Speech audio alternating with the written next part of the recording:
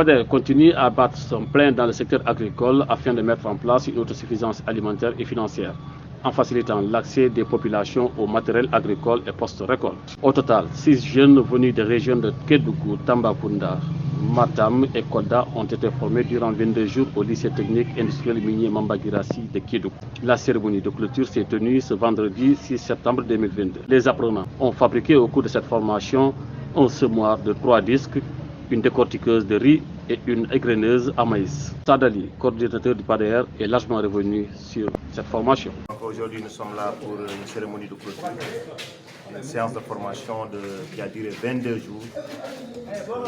Durant ces 22 jours, nous avons eu à former 6 impairs, donc artisans, pour la fabrication de matériel post-récolte.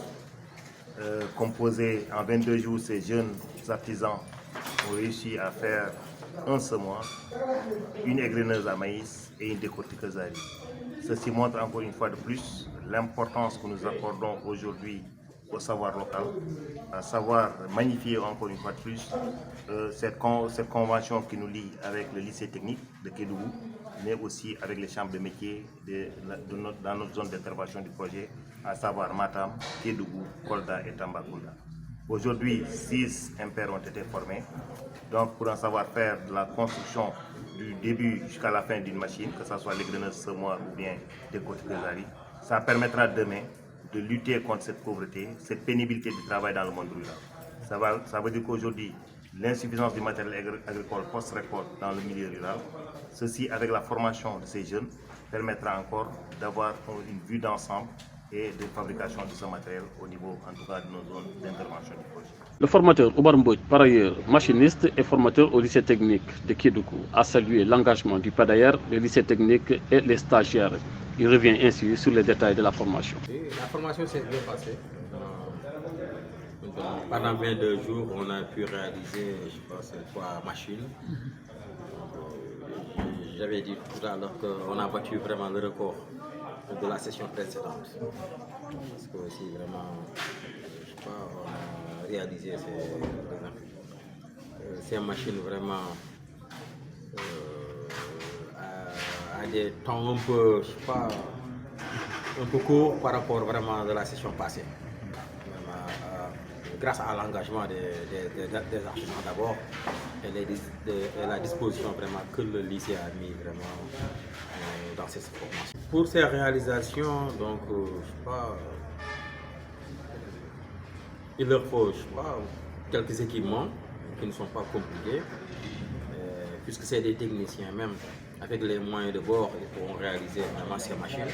Parce que ici, on a la chance, ici, on est au lycée, il y a des équipements pour la conformation, ou bien pour faire certaines activités.